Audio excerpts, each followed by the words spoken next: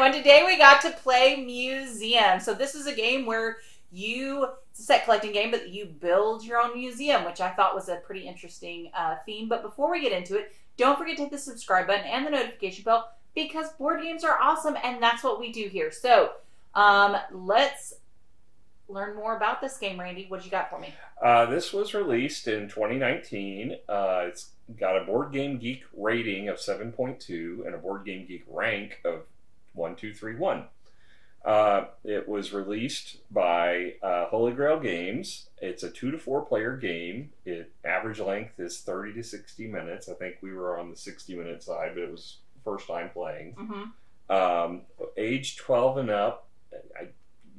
Probably because of some of the complexity of the strategy in this, I think it'd be harder for a younger audience. I mean, the actual collecting is probably not that bad because it is a set collection game, but some of the advanced strategy of knowing how to arrange it, and and probably with some of the other mechanisms that we'll discuss more into the game, I could see where they say 12. Yeah. But if you have a well-established player, you might be able to go a little bit younger, just depending on their their experience level.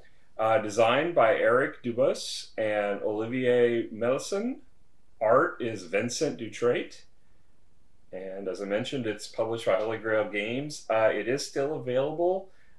There actually was a re-release of Museum under a new, I guess a second version of Museum that came out, Museum Pictura. And that one, has some variants to the gameplay, apparently. We don't know yet much about that one. But this one you can find on Amazon for $37.10 right now. And I saw it's available elsewhere as well. Card House had it, but it was a little slightly higher at Card House. And it's also available on the Geek Market through several people selling it for different prices. Okay. All right. So let's talk about quality pieces. The card quality on this game, holy moly! Yeah, I was a little like, what? They're all linen finished, every card, and there's different decks, and they're all linen finished. They are a little thin as far as the card stock, but not bad. But yeah, I mean the texture felt really good. Well, they felt high quality. Yeah, they're a little thin, but they felt way more linen-y than they do. Yeah. Like cardstock. So it has a 3-fold board for the main board, and then it has just paper boards for, it's cardboard, but very thin cardboard, almost paper. It's a cardstock. Cardstock, yeah. And that's just a single fold. But they are two-sided with 2 different layouts and 2 different museums, so the different countries. The back side of each one is custom, so you can play where you have your own, your own point count based upon the distribution, and the front is all standard, so you can play where everybody has the same, or you can play where everybody's got their own. I like everything different. We got to play that next time. So let's other than that, quality pieces. Oh, we also have the cardboard. The cardboard's actually pretty nice thickness. It's I really like these big tokens. Then you have smaller tokens. The one thing I didn't like was these cardboard score markers. I would much rather have like a wooden one. They're just really flimsy and small. And you have ribbons that are all cardboard too. Yeah, I will say though, even though you got some cardboard chits going, it doesn't feel cheap. No, it feels like a good quality game. It's just, when we get to theme, we'll talk more about that because it looks more prestigious than probably what it really is quality-wise. Right. So maybe they did some very smart. I think it's a trick of the eye from the thematics that they put on this, but yeah, it looks more prestigious. Yeah, it doesn't feel chintzy. I don't think it's anything outstanding as far as the quality, but it's not bad. No. I think I'm going to probably give this. I feel like it feels like a 7, even though if I really look at the different quality opponents, it probably is a little bit less. But it doesn't feel less. I'm somewhere between a 6.5 and 7, I think. I'll probably give it a 6.75 because I agree it feels better than it probably really is. The cards are actually really nice, and there are a lot of cards. You get a lot of stuff in this box. Well, and like I said, the cards were I was really surprised by the quality, and I think maybe that carried over in the rest of the pieces. And along with that kind of I don't want to call it trick of the eye, but it does feel more luxurious, and that's probably just the way they did it. So really good kudos on the graphic design and placement there. Yeah. So let's then talk about theme. Guys, you're building a museum. There's set collection. You're trying to get like, oh, you want to get all of like Rome together, all the stuff. But at the same time, you also want to make sure like Roman artifacts are adjacent to other artifacts or other architecture or other vases or things like. So you want to, so you kind of, you it's not just, it's multiple set collection going on with different cards. And so you have to pay attention to what you got going on. Which is very unique, and I liked that. And it is building a museum. There is a, like, it was very involved in the theme because you could see yourself building this. Now, I'm not really sure how I can fit the Pantheon inside, but to be fair, they were worth 5 points. Yeah, well, one of them was. Pantheon wasn't. Oh, Pantheon was worth 4. But yeah, that was my one complaint about it, because it almost takes you out of the museum, because it's like, well, listen, you feel like you're in a museum curating these things. The Inca road system I fit into my in my museum. Maybe just a section of it. So, that's the only thing I can come up with. Or maybe it's a... Well, if you're taking a section of it, you're destroying the artifact. Well, I mean, maybe it's more of like a, you know, like a replica. Maybe you don't got the actual real You're thing. making a replica of the entire Colosseum in your museum. That's a big museum. Well, maybe just a section of it. You know how you go into to different museums and you're like, it's like a live scale. action. It's a Lego version of the museum. No, but there's some, like, I'm thinking of, there's a natural history museum where they have this setup where you're walking into a rainforest and things, like, they put stuff. Anyway, maybe it's like that. So I almost am glad they have those cards, because it makes you laugh, a good laugh, because you're thinking, how in the world am I fitting the entire Colosseum into my museum? But I really think this fun is there. But it does kind of take you out of the whole museum feel. Whereas most of the artifacts are things you might find in a museum. The art is very pretty in this game. I like the color choices. Now, I will say there's one issue with color, because the cards, you have these expert cards, and one of them, the color looks like it's a black, but it's really supposed to be a dark green. We think. Well, I mean, Celts. So here's, I'm not gonna lie, I was kind of mad. I got the orange confused with the red. That really messed me up. Didn't care for that piece. Then there's a light green and a dark green. And heaven forbid you're colorblind. Well, it does have the names of the countries on the back, on the expert, and on the tops of the cards, but it's very faded. Oh, I didn't even see that. Yeah, it's very tiny print and very faded. So good luck with that. Yeah. I mean, it is going to be a tough game to play. Like, if you're holding it out here, you can't even see that. Yeah, the dark green is really bad. Yeah. Oh, heaven to Betsy. Yeah, the color choices were. Yeah, they were pretty, but you would definitely have troubles with this game if you had suffered from color blindness, I believe.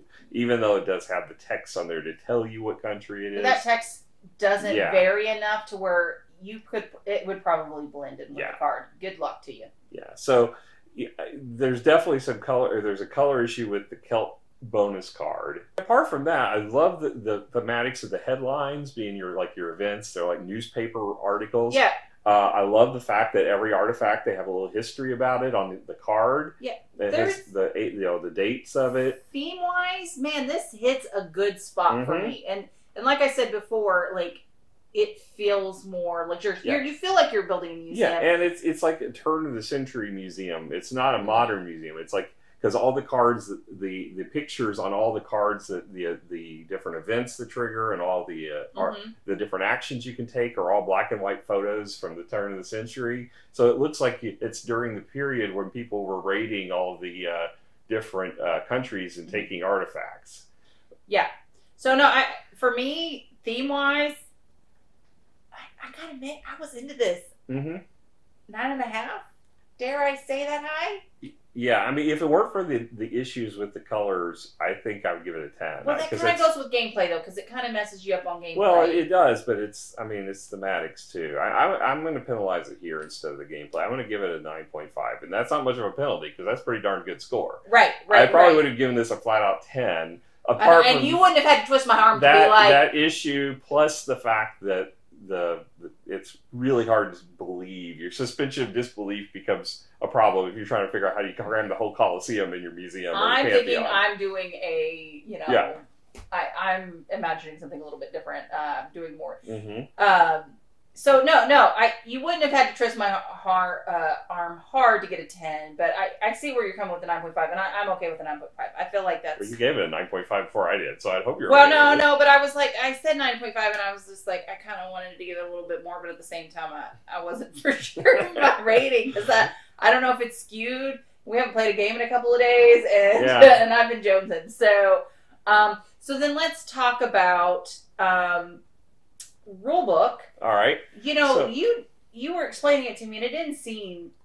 Mind you, it's a set collection game. So mind you, said stuff, and I didn't. Yeah. It didn't. It's a set collection game, so the rules themselves are pretty standard. Yeah. But there's a lot of strategy embedded in those rules. The book is actually pretty thick. It's 20 pages thick. And I will say, this little cheat sheet knocks it out of the park for the every well, round. the high level actions, it doesn't give you the detail, but it gives you the high level actions. If someone's read the rules, though, it tells you. Well, see, and that's the thing I had is I was listening to this card and being like, oh, I know what to do, and then you were like, hey, you could do this thing and this thing and this thing, and I was like, it doesn't say that here, even though it makes sense, but at the same time, it does not. So the actual rules of the game are 14 pages long, but that's including a nice cover. It's got a cover matching the cover of the box. Yeah. And then the back actually has a lot of the art from the game on it, which is kind of cool. Nice. But after the 14th page, you have some variant rules to make it easier or more difficult that you can apply. Then they have the. I don't know. I like this difficulty. Yeah. This is a nice. Yeah, I think this was the standard difficulty, and I think it's appropriate. The appendix, which gives you the different cards and all the descriptions on the different cards, so that's very useful. The only one that I found an issue with was with a card I played where it told me I could ignore the effects of the headline, because I only saw a couple of headline cards that came up that actually was relevant for, because most of them were affecting the entire board, and I wasn't sure if that meant I could negate the card, or if it meant I just didn't have to pay attention to it. But paying attention to it is going to be kind of a moot point if it's limiting the number of cards that are in an area. Right. Well, I mean, and the other piece with that is like I had a card that says, draw 2 cards from an area, but like, did that affect the one where there was only one? You know, but the rules didn't clarify it in here. When you went and looked at that card, it said exactly the same thing the card said. So I just played it that if it was something that was global, I couldn't affect it. But I don't know, because it seems like that card is underpowered, if so, because there was only one instance where it would have been relevant for me to ignore the card, and in that turn I ended up just drawing my cards back anyway, so it wouldn't affect anything. Right, I know. I was at the same time. I was like, well, I need to draw my cards anyway, so I'll just do that because it was extra stuff for playing a card. Yeah. So, I mean, the rulebook's pretty good, apart from the fact that I think that it needs a little more clarification on some of those expert cards. But, I mean, it's got nice examples. It's really clearly laid out. It was an easy read. I mean, even though it was 14 pages of rules plus, the appendices, it's not a hard read. It was a pretty quick read. I read it while you were gone easily. And I know. And there's you also a lot of big pictures in it. So, and I was only gone for 2 hours. But still. I mean, it was a simple read. So I'm going to go ahead and give this an 8. I think I would have given it a 9 if it weren't for the fact that I think it's lacking a few things as far as the explanation. All right, so now let's talk about gameplay. So gameplay is pretty straightforward. So you start your hand with one of the each colored cards. Yeah, there's 4 different continents, yes. And you get a card from each one. Yes, and then you also get one of these special ability cards. And you also get to start out with 3 different bonus cards, but you only get to keep one. So you get 3 in-game bonus cards to choose one to keep. And then there's a whole stack of them, though. So you've got a lot of variety for only getting one card. Yeah, I know. I was kind of bummed. You can pick up more, but then how hard it was just to finish the one. Okay. So, so that's where you start. So then your turn is you draw one of the location cards. So you can do that. And then everyone else on your turn has the option of taking a card from on your turn, and if so, you get one of these prestige tokens as a bonus for that. Which we did pretty much the whole entire. I skipped a few. You skipped 2. Yeah. And I skipped 1. So Yeah, most of the time it's more beneficial for you to go ahead and get them and give the points away. Now, what we didn't ever do was take cards from other people's discard pile, which we'll get to here in a moment. But yeah, I mean, that was one thing we never took advantage of, and probably could have Well, helped. so here's my thing. I think the thing was with that was you were after something very different I was. So yeah. Well, I think if more players, it would have more effect. We'll talk more about that. We'll get to that. We'll get to that here in a minute. All right, so then basically your turn. So you draw one of these cards in these locations, you put them in your hand. So then at that point you have 3 different options. You can choose to play into your museum. So like say I have this wonderful level 5 that I want to put down on my board because it matches up. I have to pay the cost of 5. So I have like a level 4 and a level 1. So I'm going to use that to pay for this level 5 here. Now, I can keep going. Turns out I have 2 3s, so I'm going to discard this 3 and pay this one, and then I got 2 1s that I'm going to do the same thing with. Okay? Yeah. Alternatively, instead of paying the cards, you can use your prestige points as currency to pay for the cards as well.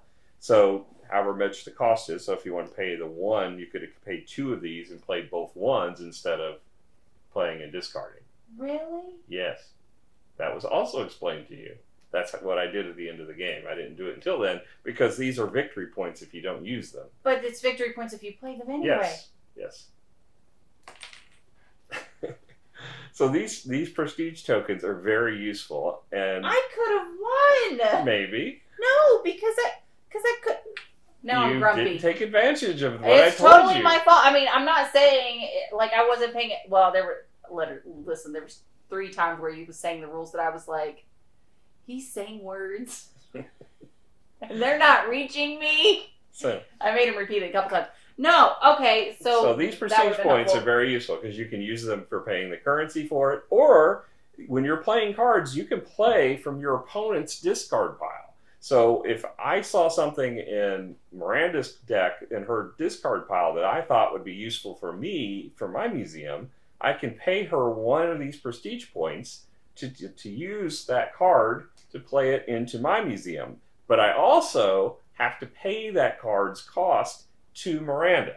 So I would have to either pay more prestige points to pay for it or discard cards to her discard pile instead of mine. Which actually could be really good if you're trying to get rid of certain things. If you're trying to get rid of the ones that are penalties, which we didn't talk about yet. So in each of the decks, there are, depending on the level you're playing, we played with the standard rules, which is there's 5 of those cards that are called public opinion cards. So these public opinion cards, if that one of these comes up, you have to put a public opinion token on there. And they basically, it is a penalty if you end up with any of the cards from that continent in your deck in the discard pile that are not in your museum at the end of the game. So it can turn your cards into negative victory points up to a value of -5 at the end of the game. Listen, the more we talk about it, I just want to play this again.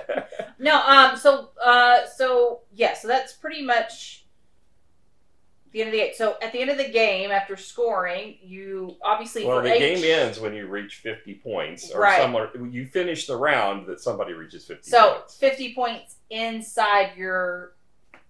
In your built-in your museum. In your built-in. This is not what the prestige points you have over here in this corner, nor is it when you calculate your bonuses for set collection. Okay. Yeah. So you get your 50 points inside your museum. That triggers the end of the round, and then you start.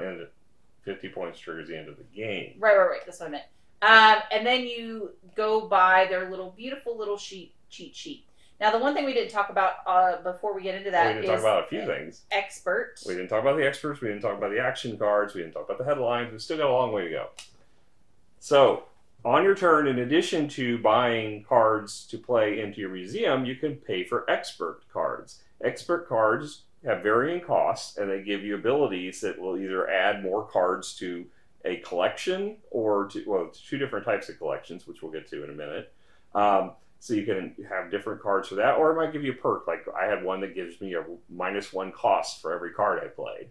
And I also had one to let me ignore the headline penalties, which that's the one I was talking about earlier that wasn't clear if it let you ignore, because most of the penalties were global.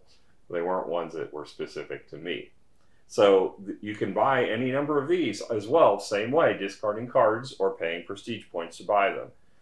The other thing is every time you reach 10 points in scoring by playing cards into your museum, you get one of these museum cards, these action cards. Which are special ability cards. Yes, and you can have a total of 3 at a time. You cannot have more than 3. Which, honestly, most of them I was like, ooh, yay, play. Yeah, play. Yeah. Ooh, yay, play. They were very beneficial. I really like that. And yes. There's some of them seem. I mean, when I get one, it's like, oh, this is uber powerful. But then they all were pretty good. I mean, there was nothing. Well, I mean, I got one that was like gives you just 4 prestige points, and I was like, but still, it's a free card. Well, no, it is, but like, there were some other really cool ones. I mean, granted, you weren't using your prestige points, so I could see where you thought that. But if you think about that, that was a free card. Dude, for real.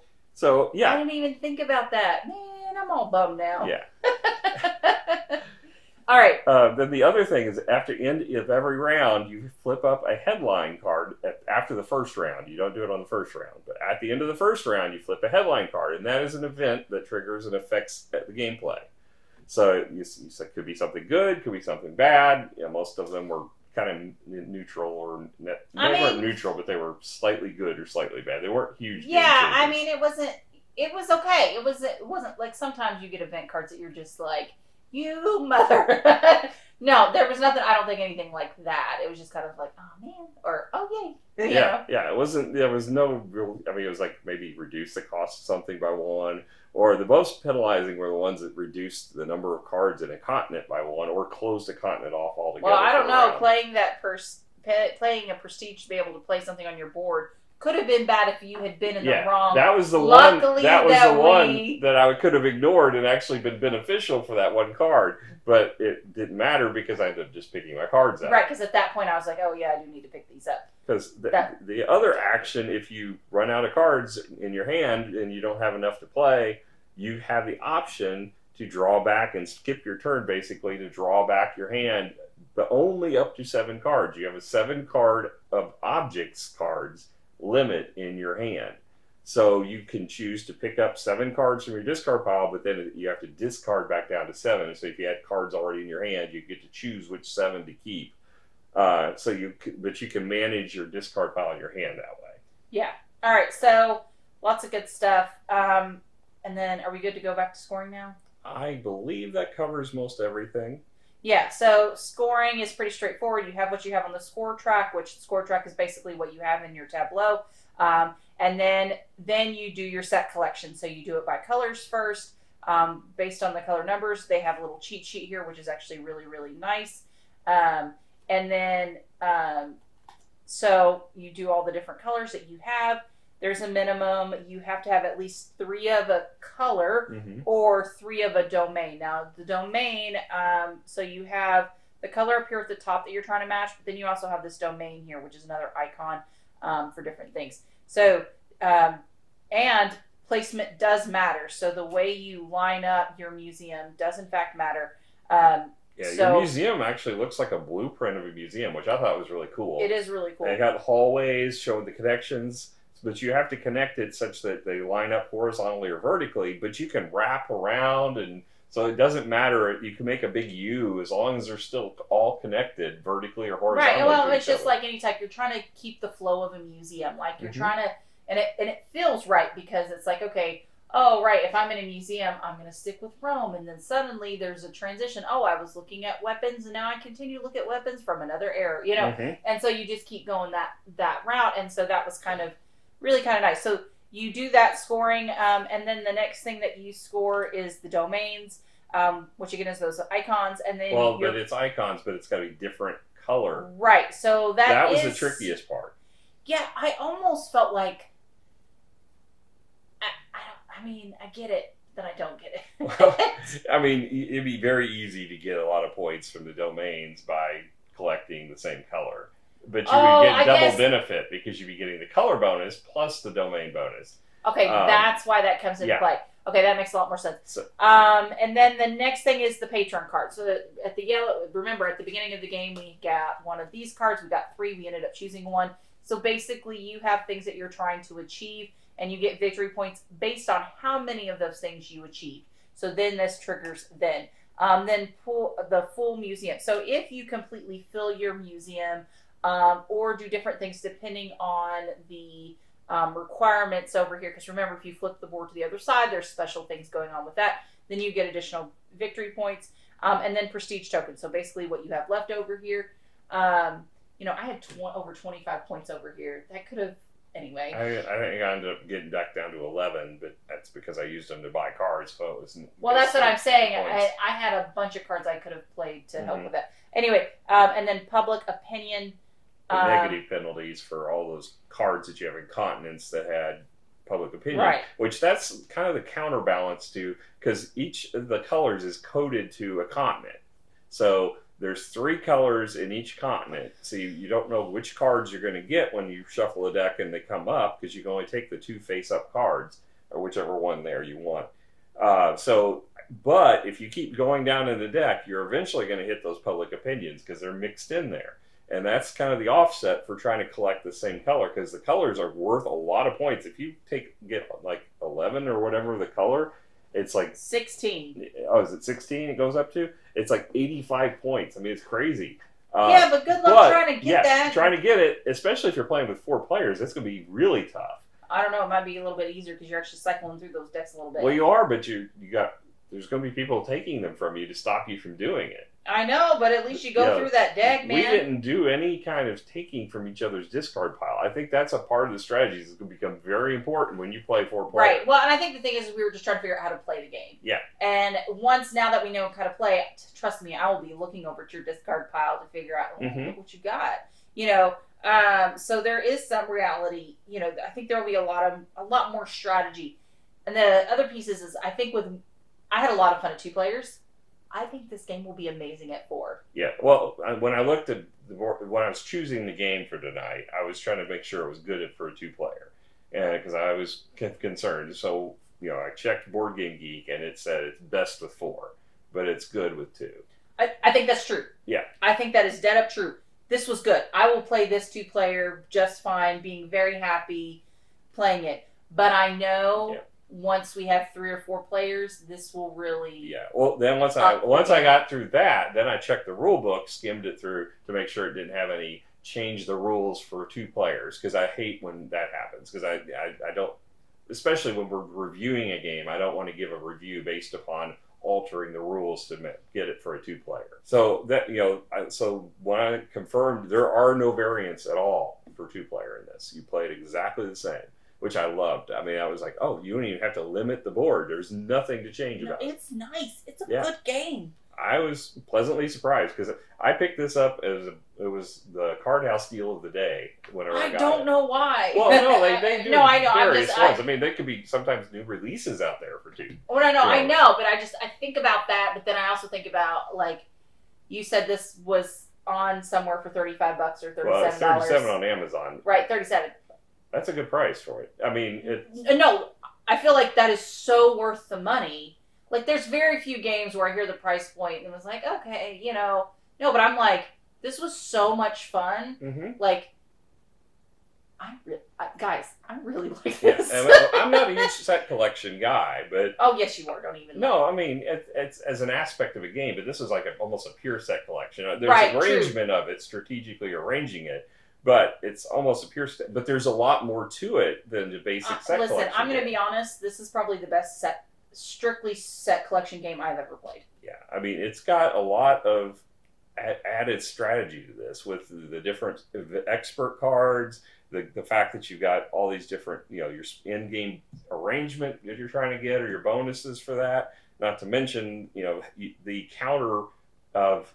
You try to play a color, which gives you a lot of points, but you also have the other kind of set collection of the domains that kind of contradict each other. Well, then you have like your card over here. Mm-hmm. You require different things. You can't just go all in one. But then there's the whole like your board, trying to fill up the board. Trying to fill the board with only a 50-point game, you'd have to almost buy just nothing but low-level 1s and 2 cards. Well, so here's the thing though. Like, so thinking about it this way is you have a level 5 card, but that's... If you only bought level 5 cards, that's 10 cards. Yeah. That's almost nothing for sets. And so it almost behooves you to put some of the lower ones because you get more points in set collection. So, and I think that's why they gave the bonus point for 5, knowing that you're missing out on some of that. So the cards range from 1 to 5, and the 5s are considered masterpieces. So when you play one, you get an actual prestige point along with it. So they are valuable. Plus, you can use them as a 5-point card to discard. And one of the nice things about this is if I discard a 5-point card, I can play a 2 and a 3 into my museum. It's not that I'm paying just 5 to play a 2. I get to play multiple cards with 1 card. Right. So I think I would play this a lot differently. Like I almost feel like I would keep my 5s to put in the discard to use those as income. Well, I did. I kept my 4s for that purpose early in the game. Later, I didn't play those 4s, and that was the last 2 cards I discarded were 2 4s. Right. So I feel like yes, playing this game again, I would do it a lot differently, and I'd be super excited to do this.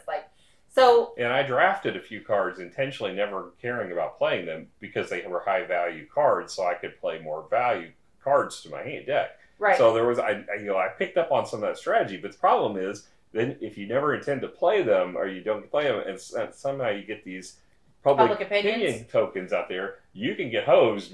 But at the same time, if you go steal something from somebody else's deck that you need, you can give them that crap. So yes. So there may be a way to do this that's really nice and interesting, and I can't wait to dig into that. Yeah.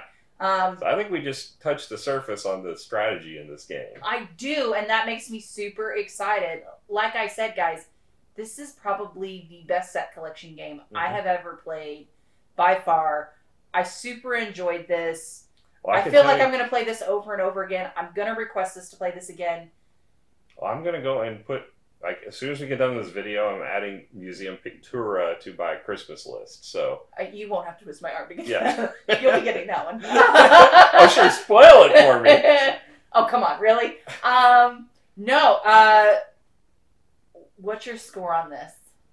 I'm going to give it, from just the initial play of this, my opinion of it right now is an 8.5. I'm giving it, dude.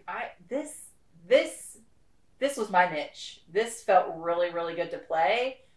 But I've only felt like I scratched the surface. So I'm going to give this 9.5, knowing that it's probably going to get better, and eventually this will probably get a 10 for me. Because I enjoyed it. It's like Whistle Mountain and this one are the only 2 you've done that, where you played it the first time you played, just immediately shot to the top. Dude, this game is freaking awesome. Listen, I get into a groove, and like I can feel when I really, really like a game. And like I did that with Terraforming Mars. I did that with Pipeline. I love Pipeline from the onset. This is another one of those where I know like this game's staying up here because I really enjoyed it that much. And in fact, plus because of the set collection and the way it is, I feel like there's some people like my mom and things like that that maybe typically find the easier games. I think they would like this game because it is still reachable for some of those newer players because, there's a lot of depth to it, but yet they can still play. I would definitely call this a medium level game, though. I would not put it in the beginner level games. This is definitely a medium level game. Right, but I think it's reachable for those people that are exiting intro, going into medium. Yeah, if you're familiar with set collection games, that aspect of it is pretty straightforward. But having to think about all the different things while you're doing it is the hard part. But it's you got also to think about your arrangement. But you can rearrange at the end, but you still have to think about it. Yeah, so it is forgiving in that aspect, is that you can rearrange it. Now, if there was a variation where once you place a card, it would get stuck there, that would totally suck. Yeah. But at the same time, that could be an interesting variant if you're looking at some more harder gameplay. I don't know if that was an option. I don't think so. I think it's more specifically saying that you had to, fill specific the grain areas and such, as opposed to just you can play it and get bonus for doing it. Right. But yeah, I mean, we played it basically. The easier variants are to take things out, like take away the expert cards, or to take away the event cards, or to reduce the number of public opinions in the deck. So, I didn't feel like we needed to do any of that. Certainly, at our level of playing games, it didn't feel like that was something we needed to reduce any. But if you wanted to make it simpler for a different crowd, you could take some of that out. No, this is fantastic. So, guys, if you can't tell, I had a blast tonight, and this is probably one of my new favorites. I'm like really stoked about this game. I'm gonna make you play it again within the week because I want to expand more on it. All right, well, thank you guys so much. I had an absolute blast, and we hope for you to come visit us again. We'll catch you guys later. Bye. No, dude, I really do like this game.